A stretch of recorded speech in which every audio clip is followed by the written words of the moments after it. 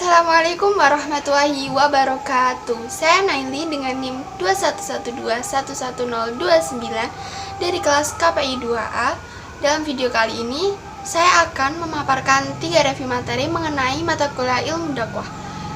3 review materi tersebut adalah yang pertama pengertian dan istilah semakna dari dakwah, yang kedua ada hakikat dakwah, yang ketiga ada pesan dakwah. Materi yang pertama ialah pengertian dan istilah semakna dari dakwah. Dakwah Islam sendiri mencakup bagian yang sangat penting dalam aspek kehidupan. Ia memiliki bentuk yang beragam, metode, media, pesan, pelaku, dan mitra dakwah.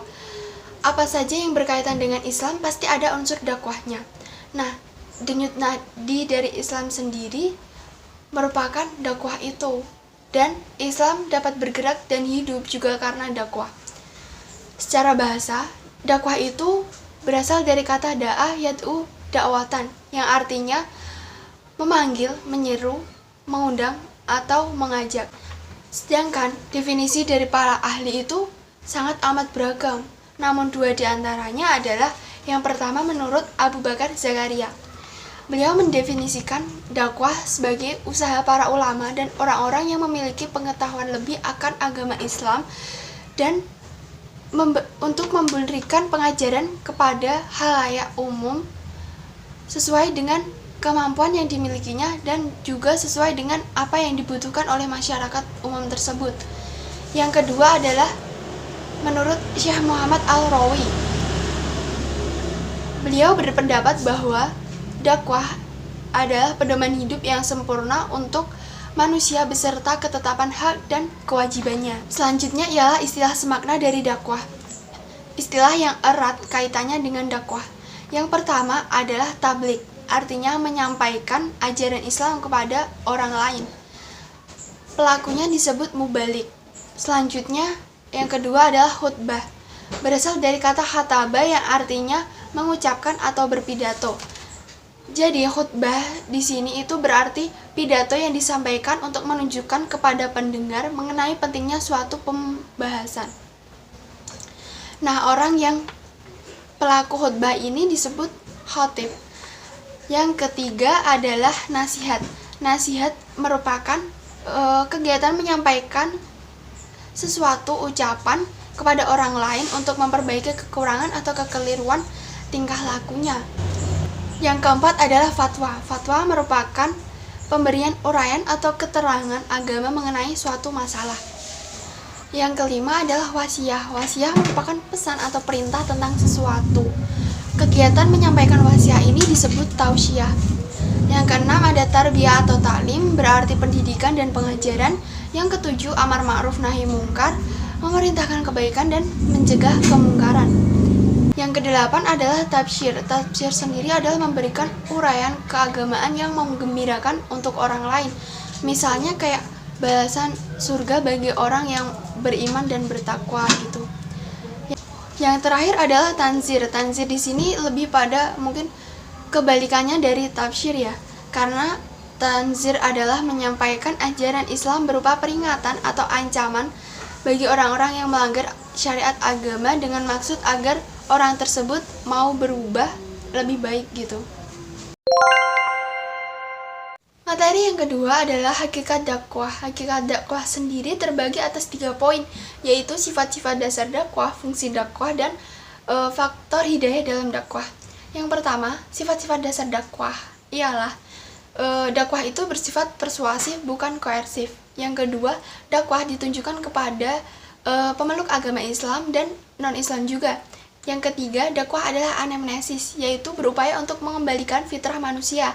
Yang keempat, dakwah bukan prabawa psikotropik. Yang kelima, dakwah adalah rational intellection. Yang keenam, dakwah adalah rationally necessary. Selanjutnya adalah fungsi dakwah. Fungsi dakwah sendiri ialah mencegah laknat Allah, yakni siksa untuk keseluruhan manusia di dalam dunia ini. Yang kedua, sebagai estafet bagi peradaban manusia. Selanjutnya adalah faktor hidayah dalam dakwah. Hidayah atau petunjuk itu hanya milik Allah dan hak Allah. Sebagai dai, yang perlu dilakukan adalah terus-menerus untuk menyampaikan seruan kebaikannya. Untuk hasilnya, entah si mat'u itu mau berubah lebih baik atau tidak dan mendapatkan hidayah atau tidak, kita serahkan saja kepada Allah gitu.